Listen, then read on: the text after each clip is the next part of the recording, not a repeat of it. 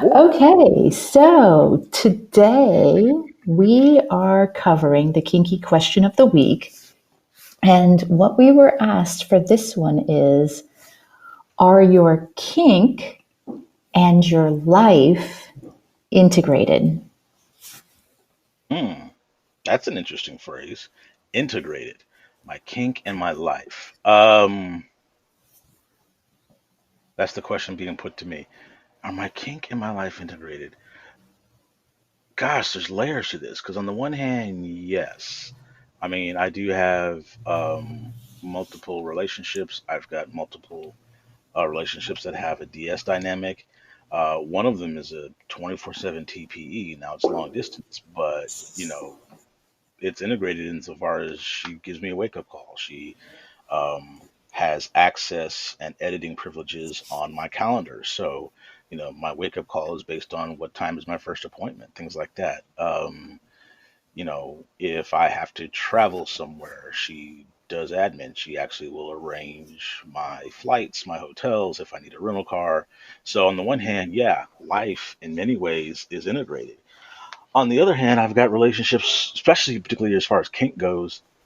I mean, there's only so much integration you can do with kink into the real world. Like, you can't completely, totally make somebody, respond to you in a way, but, in the middle of their workday. But you can Mhm. find little ways of what I call either insidious or sort of subtle kinking, where you're doing, little things while they're working. My TPE that I mentioned, it's an MS relationship. She wears a day collar, which is basically something that is representative of a collar that she can wear every day. She's got a micro brand that has my mark on her, so she's 24/7 marked. So yes and no. I mean, on the one hand, you know, like when we went to a family wedding of hers, there's only so much kink we can do there.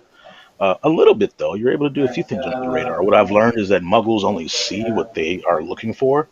So, when we're hanging out on a back deck having a cigar and her dad comes to sit down and have a cigar with us, he doesn't notice that she's doing cigar service for my cigar while we're hanging out. He just thought we were sitting around chatting and having cigars. So things like that, I think you can quote unquote integrate it, but as we know, the vanilla or muggle world, usually can't handle a lot of things.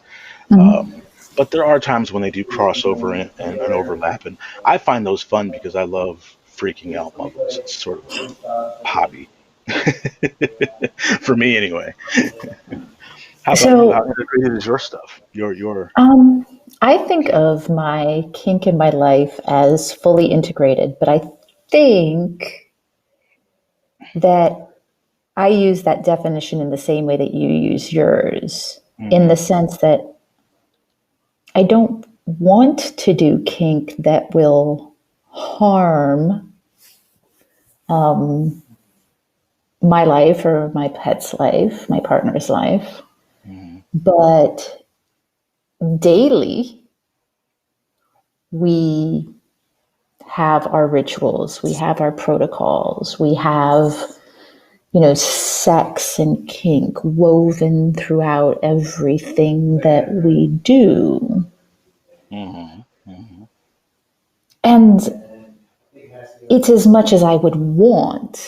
Right. Like, Yeah. I don't want to get up in the morning and, spend an hour and a half putting on makeup and latex and, thigh high leather boots and clomping around the house, ordering people around and, go fold my laundry and anything like that. Oh, come So, on. If you do it once so we can all see, please. no, no, that's just way too much work. I mean, but think of the Um, entertainment value. I'm sure we could make a for reality TV you, show out of it. Yeah. Yeah. Well, yeah. It's all about me, right? I mean, we're all selfish beings. We can only see the world through our eyes and listen to our ears through our ears. So yeah. right, right. So, but to me, I think integration is, do we get to live the life the way that we want to the extent Mhm. that we want, right? Like within Right. our daily lives. And I'd say the only thing that's keeping that from being a 100% yes right now is the fucking pandemic. Yeah, that's a good point. I mean, and Because, I you know mean, what? that Yeah, prevents us from doing all the things that we'd want to do. But it's as integrated as it can be within, restrictions and safety structures and so on and so forth right now, yeah, is what I yeah. would say. Yeah, and you try to live it and enjoy it as much as possible. You're right, pandemic notwithstanding, there are times that I, went to kink functions and stuff like that. Now, would I love to be able to go to the grocery store with, my slave girl wearing her collar and, hold onto a leash for, yeah, sure. The problem with that is there are those for whom that would mess up their delicate sensibilities. And I do have a care for consent, and some people don't consent to seeing that. I mean, Right. some things are a family show. So I think that one of the things that I've noticed that the kink community does is try to find ways to live its kink out in the open as much as possible, but yet try to be respectful of the fact that not everybody is kinky. So Mm-hmm. that's where the conferences and conventions came in. And like you said, this pandemic has really ruined a lot of that for us and has driven a lot of kink folks indoors. And as a side note, because a lot of the cities and areas that had kink facilities that they could engage in these things, and a lot of them Mm-hmm. are losing them because they haven't been able to keep them open because of the pandemic. So yeah, I mean, I do it as much as I can, you know. And you find subtle ways to do it. What I call, like I said, that sort of undercover insidious kink, where someone's wearing a day collar, or someone wears a mark, or Mm-hmm. I'll have a sub.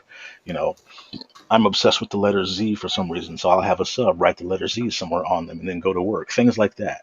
You do a little bit, so that you can maintain that. So that's how you integrate it Mm-hmm. into life. Sure. But it's up to us, I think, to keep it under wraps, just like you would, for the most part, certain particular activities aside, keep your sex and sexuality under wraps because it's not for public consumption, or rather, probably shouldn't be.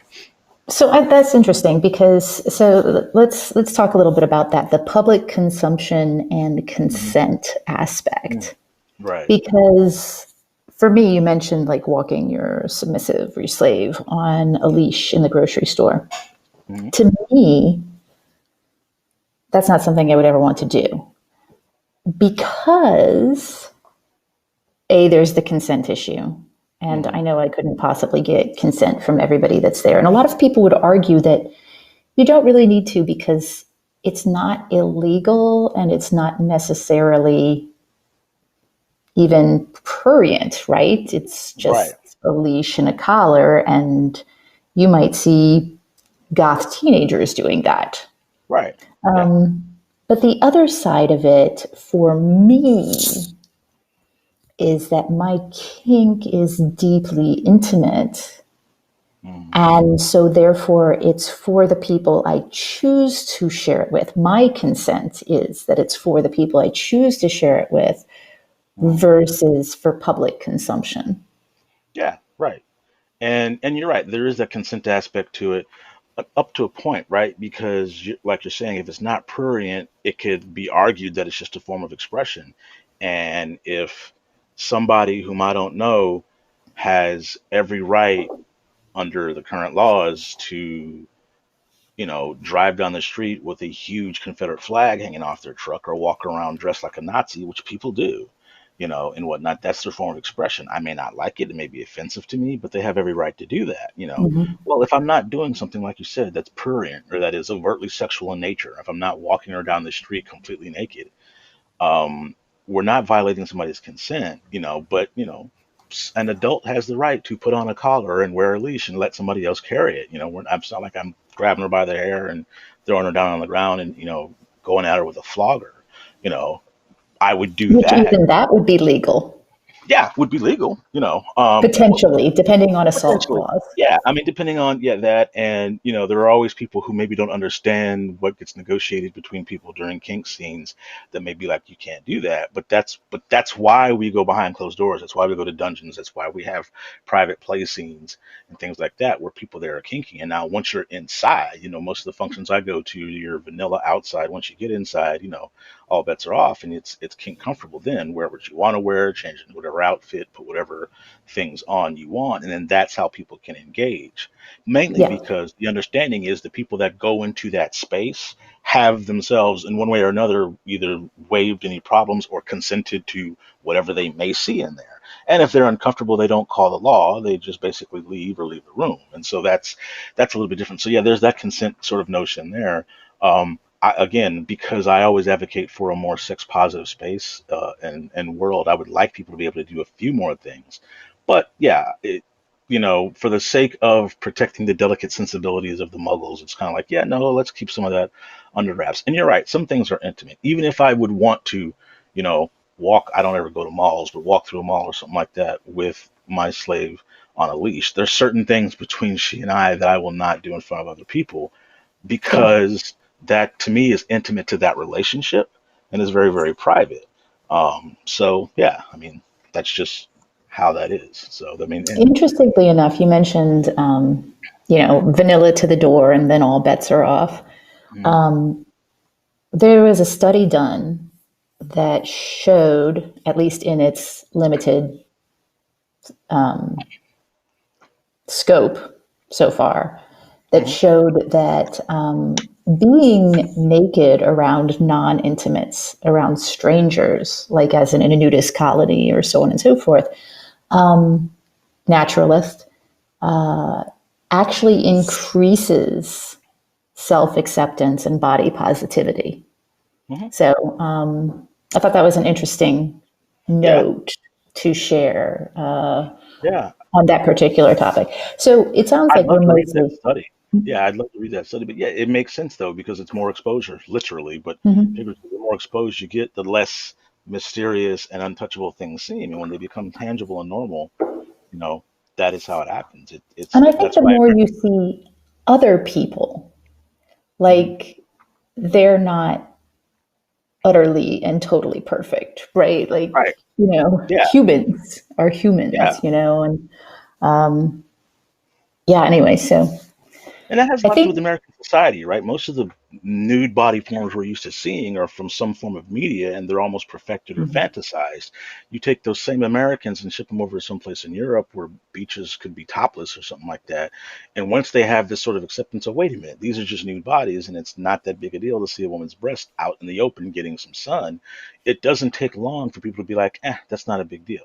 It's only the fact that we restrict it because of America's puritanical sort of history that it becomes this sort of taboo. Oh my gosh, like people see a nipple, and I remember back when the Super Bowl when there was a nip slip, a wardrobe malfunction for Janet Jackson, and the world exploded for about a month, mhm, and it's like, come on, people, most people have nipples, relax, So, but yeah, anyway, I agree. I agree. So I think in this one we are in agreement hey, that we're mostly integrated. I think the person asking the question was actually looking to hear from people about how are mm, they integrated. How do they make that balance happen. So I yeah, think we did a good job.